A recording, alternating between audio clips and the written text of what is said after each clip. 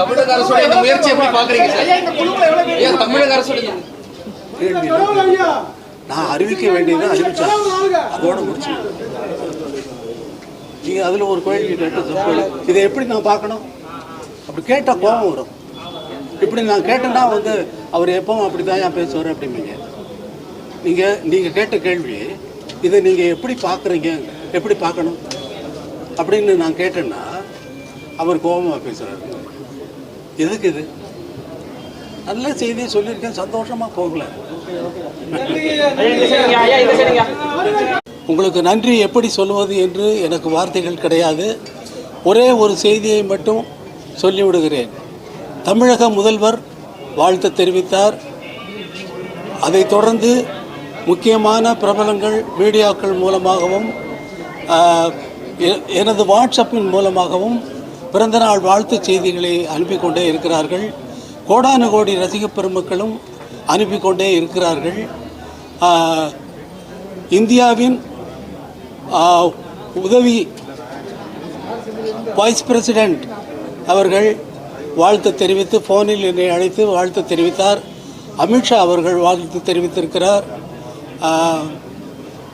இன்னும் நிறைய முக்கியஸ்தர்கள் வாழ்த்து தெரிவித்திருக்கிறார்கள் பிறந்தநாள் வாழ்த்துக்காக. இந்த பிறந்தநாள் வாழ்த்திலே, இந்த பிறந்தநாள் அன்று உங்களுக்கு ஒரு இனிய செய்தியை நான் அறிவிக்க இருக்கிறேன்.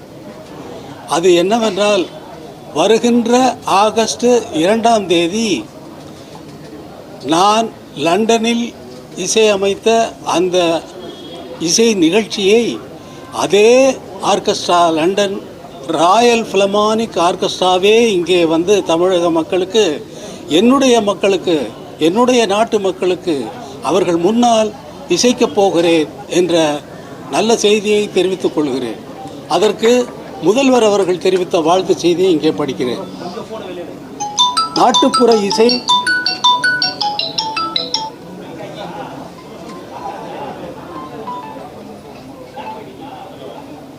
தங்களின் சிம்பனி இசை தமிழ்நாட்டில் ஒலிக்கவுள்ள ஆகஸ்ட் 2ஆம் நாளுக்காக கோடிக்கணக்கான ரசிகர்களில் ஒருவனாக நானும் காத்திருக்கிறேன் என்று தமிழக முதல்வர் சொல்லியிருக்கிறார்.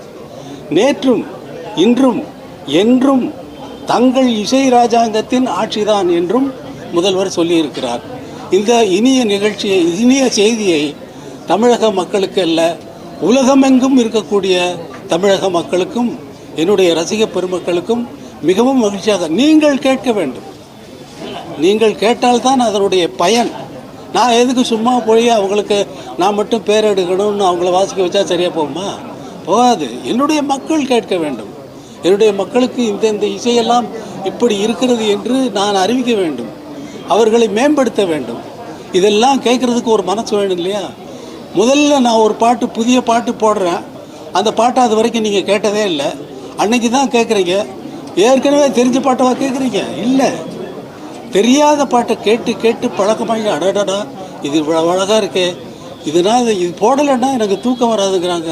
இந்த குழந்தை அழுதுச்சுன்னா இந்த பாட்டை போட்டால் அது பேசாமல் நிற்கிது அப்படிங்கிறாங்க. இந்த பாட்டை போட்டால் அது துள்ளி துள்ளி ஆடுதுங்கிறாங்க. அதே மாதிரி நீங்களும் துள்ளி துள்ளி ஆடுறீங்க. நீங்கள் இதுக்கே போக வேண்டாம், உள்ளேயே எதுவும் போட வேண்டாம், டாஸ்மார்க்கெல்லாம் போட வேண்டாம். அதுக்கெல்லாம் பாட்டு இருக்குன்னு அதெல்லாம் கேட்டுருங்க. எல்லாம் ரசிச்சிருக்கீங்க, உங்களுடைய மனதை வெளிப்படுத்தி இருக்கிறீர்கள்.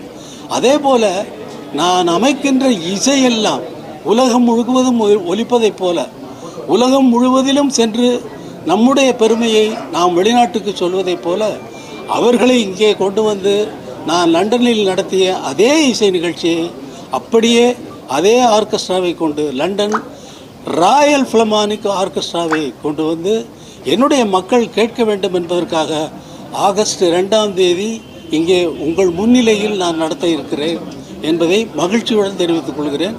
இதை உலகமெல்லாம் பரவட்டும். தமிழக அரசோட இந்த முயற்சி எப்படி பாக்குறீங்க சார்? தமிழக அரசோட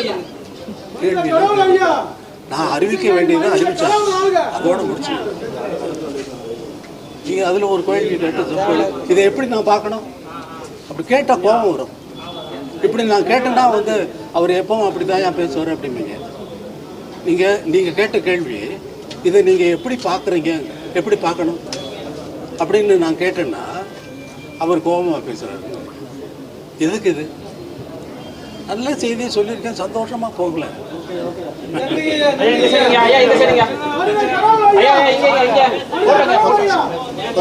தேங்க்ஸ் சார்.